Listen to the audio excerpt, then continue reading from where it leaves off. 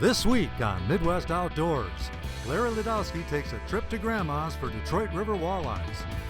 We head to Luddington, Michigan to prefish a salmon tournament, and Johnnie Wilkins offers techniques for new anglers. You're watching Midwest Outdoors. Since 1967, helping you enjoy the outdoors.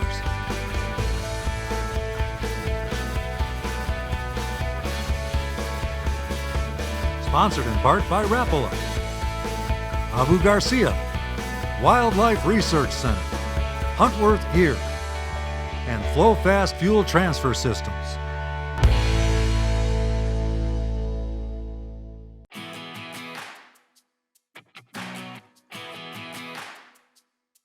Grandma, Come on out. I brought you flowers. Oh, you know I love flowers. I hope there's a rose in. Yes, there is. Because my name's Rose, you know, but everybody calls me Grandma. Folks, welcome to Grosse Isle, Michigan, or Grosse Isle as you call it. We actually drove over a river and through the woods to get to Grandma's house. She lets us stay in her house because her backyard is literally the Detroit River, which where we're gonna catch some walleye today. So we're gonna get settled in and we'll meet you on the water.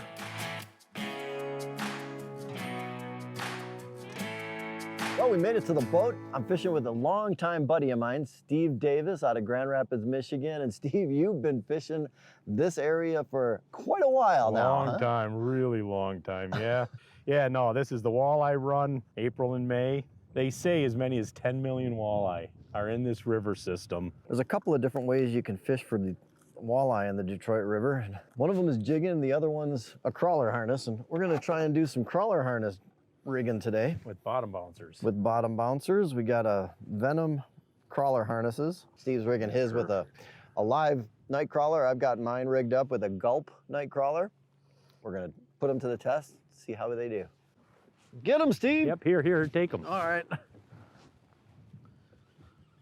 So we're trolling, and the last thing you want to do is try and horse in a fish like this, especially when you're moving with bottom bouncers and against a current and the wind and all that. So take your time with it. You can see that rod tip is just bobbing, fishing in about 30 feet of water, so that's quite a ways down there. All right, in the boat. Nice fish. Yeah, there we go. Boy, you can tell they're like a Lake Erie walleye. There's no golden color to them. It's just a silver type fish. I'm really watching the speed. Speed is critical. I mean, it's because of the blade on the crawler harness. You don't want it spinning, 100 miles an hour. And again, the wind and the current all affects that. But normally, I like to be at like 1.5, 1.6, 1.7. We're at 2 right now, so we'll see. It's a fish, It's a Steve. fish. It is a fish. Is it? Oh yeah, nice. And we're using bottom bouncers, so when you jig versus bottom bounce, you're using a different rod. We're using medium heavies here for the bottom bouncing ones because you're dealing with a 3-ounce weight right away. Yeah, so, and then the fish, yeah, nice one. Nice fish. A beauty. So we got the medium heavies for the bottom bouncers, and then it's a much lighter presentation for your jigging bite. So we use medium lights for that, but that's awesome. We're gonna try and switch things up a little bit. I mentioned that you can catch them a couple of ways when you're out here on the river. You can catch them bottom bouncing, you can catch them jigging. The water temperature is a little bit cooler on the cool side for the worm harnesses. So we're gonna try our hand at jigging. Ready, Steve?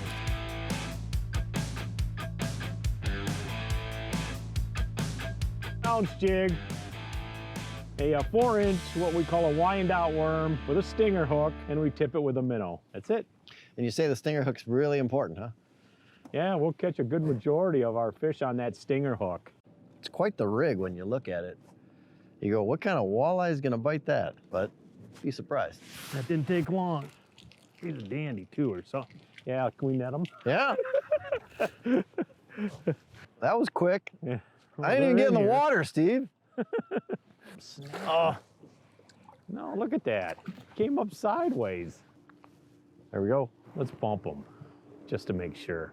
Oh yeah, he's 16. 16? Yep. All right. Good eater. There we go. Oh, he's on the stinger. Right on. Nice. All right. On the stinger hook. You were right when you said that that stinger hook is pretty important on these things. Yeah, I tell you, most of our fish are on that stinger hook. It's sunk in pretty good, that's for sure. Beautiful Detroit walleye. And a great fillet, that's for sure.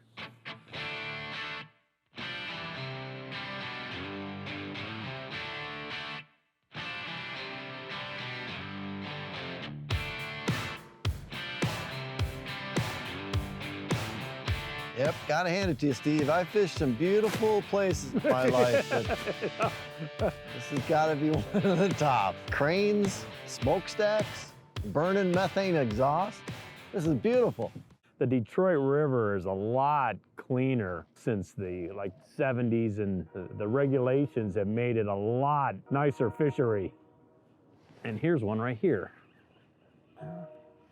How's that for on Going? cue? Yep. Need the net? Or are you gonna flip it in, Steve? Well, I'd rather net him. It's a numbers game. I don't know if he's gonna make it. I don't think so. See, look at that on the stinger hook. No, it looks short.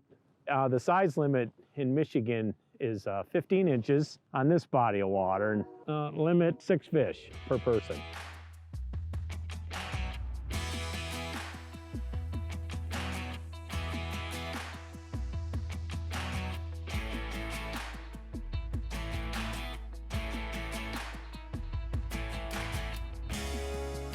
Well, we caught fish using both techniques today, both bottom bouncing and jig fishing. Jig fishing was a little bit more productive due to the water temperature. They both work though, and that's the key. You let the fish tell you what they want. I want to thank Steve Davis, my good buddy, for having us out on his boat today, his beautiful Prince Craft boat.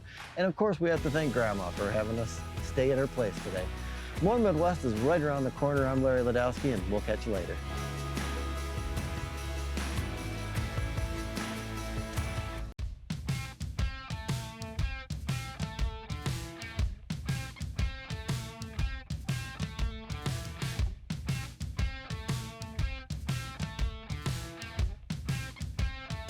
Welcome, folks. We're here today with Midwest Outdoors. We're in Luddington, Michigan with my wife Rita, and I'm Mark Bachman. We're pre-fishing for a tournament on our boat Our Time, and we think we just started with our first bite right here, so hoping for a great day. Yeah, it's a 150 copper. We have a spoon on there, so we'll see what we got on the other end here shortly. Just taking a little extra copper out right now. Good. Oh, it's a steelhead. Nice steelhead. Hey, there we go, nice fish. Just throw it in there. We're good. That was a great start to the day. Let's get a couple more like that. Only maybe even bigger. Top rod, big one. Big one, big one. Oh yeah, this is a nice one. Did you release okay, Rita? Oh yeah, it's released. Down the chute there, Rita. Oh yeah. Oh yeah, this is what we want. That's the one we want. That's him. You were right, Harv. Keep in that deeper water. There's something there. It's not a lake trout, I know that. Nice king. Whoa, he's taking off again. We just try to clear the center of the boat here a little bit so we can have plenty of room to net this fish, move the rods to the side. So we try to keep the middle wide open. Oh yeah, nice king. There we go. Good Woo! job. Nice fish. All right, that's what we're looking That's for. what we want right there. You know, if we're pre-fishing for a tournament, we're looking for a boatload of these, and even their big brothers too. It seems that bite's just a little bit higher than what we thought it was going to be. Again, looking for great ones like this.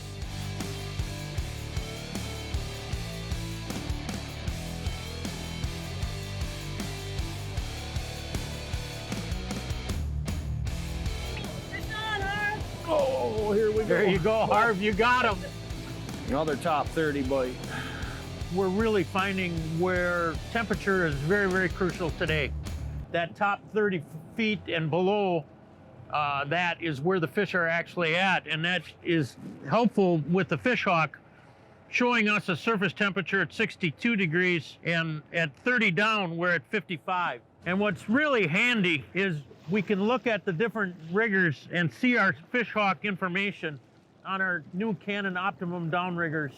Got a lot of features, and boy, it's all great information to have. Puts more fish in the box is basically what it does.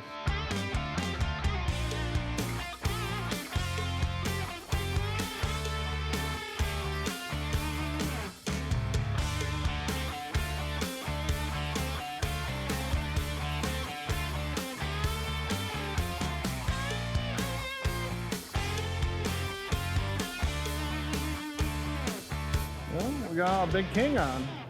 You got a big king on there, you think? Big king. Digested that? Yeah, he ate it.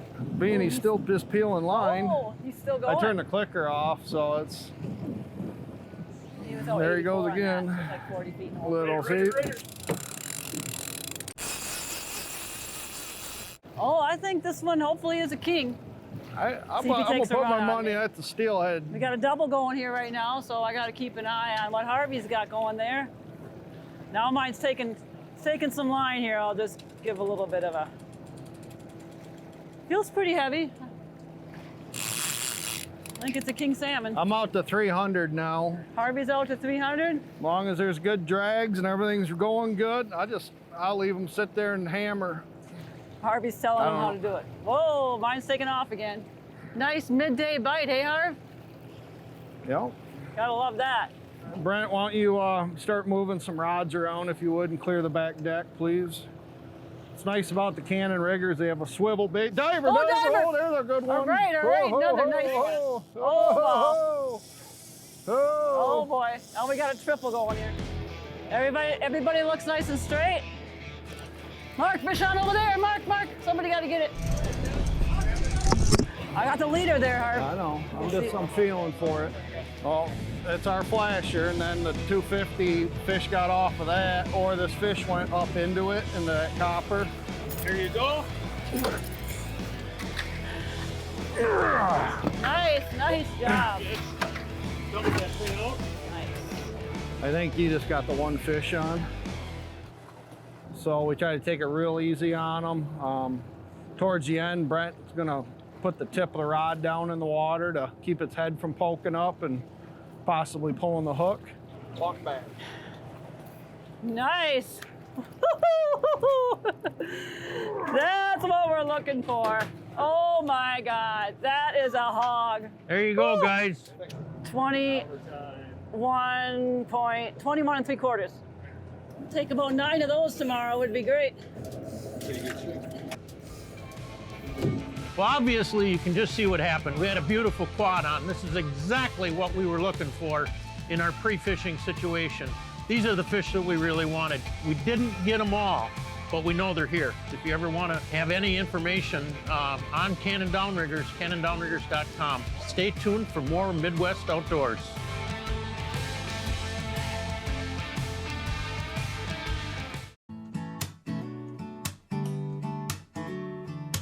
Hey everybody, I'm Johnnie Wilkins, and we're gonna do some shore fishing in Downers Grove, Illinois, and I'm gonna show you some tips and tricks on how to get somebody who's new into fishing, into the sport of fishing, and today we're gonna keep it real simple and see if we can't have some success with simple gear. So when you first take someone fishing, you might think that your regular setup is simple. So in my case, I'm gonna fish with a longer rod and reel from shore. You think it's simple because you've been using it for years, but for a new person, there's all sorts of complexities to what you think is a simple setup. It's gonna be hard for them to get the timing, to get the intricacies of the reel where they don't tangle on their first couple to casts or put it in the grass. So rather than starting them out on your gear, I recommend we go teach everyone with something even simpler, and that is a telescopic pole. It has no reel, so take all of that learning out of the formula. It's just simply a pole that extends, a bite indicator, and a small hook and some light line. So essentially, this is a modern day cane pole. It stores real small, you can fit easily in a small car, and you're ready for action. Okay, so we have a small hook, and in our case, we're gonna be using a small grub. That's a larva, and that larva is called a spike. 2 sides to the spiky end, and the flat end. So we want to work on the flat end. On the flat end, there's a little calloused area. It's across from the brown dots.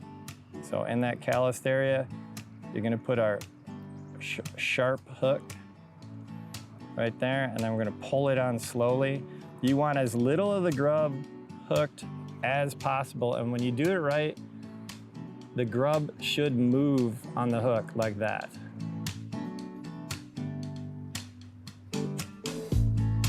There's bite. In fish. So the simplicity is just casting. You can do something fancy, but you literally just pendulum it out to the spot. There it is. All right. And then same thing, to bring the fish in, you simply swing it to hand, catch the line, okay? And if you pay attention, the hook is right in the lip. Hold the hook, pull the fish off, right, for an easy release, yeah? And then swing it back out. So the first thing you'll do when you're teaching a new person is when to act when the fish takes and how to set the hook. So here, for instance, as soon as that float twitched, and we lost that one, as soon as the float has any type of abnormal movement, if it twitches, if it gets heavy, which means it sits a little lower in the water, or if it rises up, then you teach them how to set the hook. And so that's the first thing they're gonna need to recognize is when to act when on that fish take. And once they get it, then they'll start hooking the fish in the lips, and that's easier to take them off. But that sometimes it's hard to teach a person that reflex, and they'll get that timing and it'll improve quickly. So this is a great way to teach someone how to react to the fish take. Oh yeah, here we go. So this is a great method using the modern telescopic pole and a small float to catch a lot of fish. But how about if we go a little more primitive than this and see how simple we can make it? All right, so when taking someone new to fish, you want to keep things very simple, and it can't get much more simple than a primitive bite indicator. This is a feather, but this is so simple. We have something to carry the line and set the hook. We have something to see when the fish takes the hook, which is the feather. Some weights to keep the feather loaded down, and a weight to drop the bait in the water, and a hook. Very small hook. This will ensure action, and you want action for someone new into the sport. Oh, is that a fish? Yep. And it's crappie to boot. So the barbless hook comes out easy. The crappie might not be as big as an exotic lake, but the new fisherman doesn't care. So there it is. Crappie again. I might just sell all my gear at a garage sale and go feather from now on, yeah? Here's another one.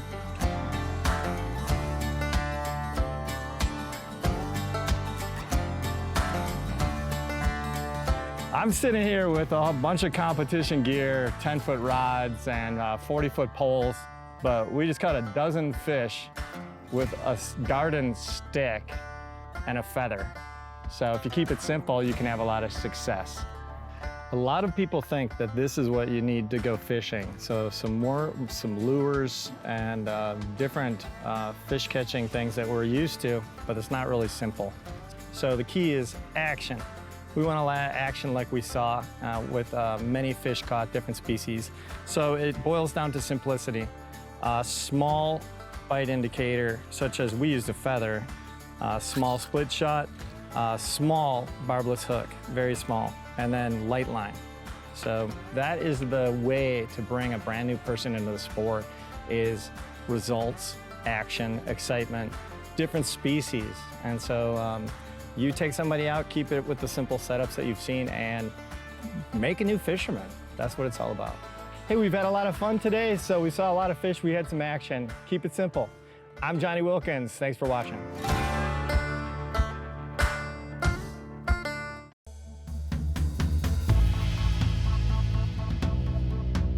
Hey guys, I know a lot of you guys like throwing swim jigs. I'm gonna give you a little tip here to make swim jigging a little better for you when you're around some heavy vegetation, even some dead vegetation. I learned this on tour. It's called Alabama Shake. Notice how I'm always shaking the rod as I bring this swim jig in. I'm constantly reeling, but I'm shaking. If any dead weeds or live weeds get adhered to the swim jig, I'm able to brush them off, and I'll be honest with you, it's going to allow for you to get more bites and get that bait through the cover a little bit easier and generate a few more strikes. I'm Bassmaster Elite Series Pro Chris Groh, and that's just another tip from Midwest Outdoors. When we take kids fishing, particularly when we're introducing little kids, the 3 and the 4-year-olds to the art of fishing, sometimes we just take ourselves a little too seriously. So make it fun for the kids. Get them a bobber, let them decorate their own bobber. They can fish with the bobber and they'll pay big attention to that. Get them their own tackle box, let them put stickers and draw all over the box and it's theirs. They put their personality on it. You can take coloring books into the boat where if they get a little bored at times with the fishing, then they can color or put the stickers on the boat. And the point is to, particularly at that age, is to have fun. So if the kids are having fun, mom and dad are having fun too. This is Bill Cullerton with the ICF, and that's your Midwest Outdoors Tip of the Week. Midwest Outdoors helps you enjoy the outdoors with expert articles on where to go, what to use, and how to use it. Your subscription gets you 10 big issues of the best in fishing, hunting, and the great outdoors. Sign up now at MidwestOutdoors.com/subscribe.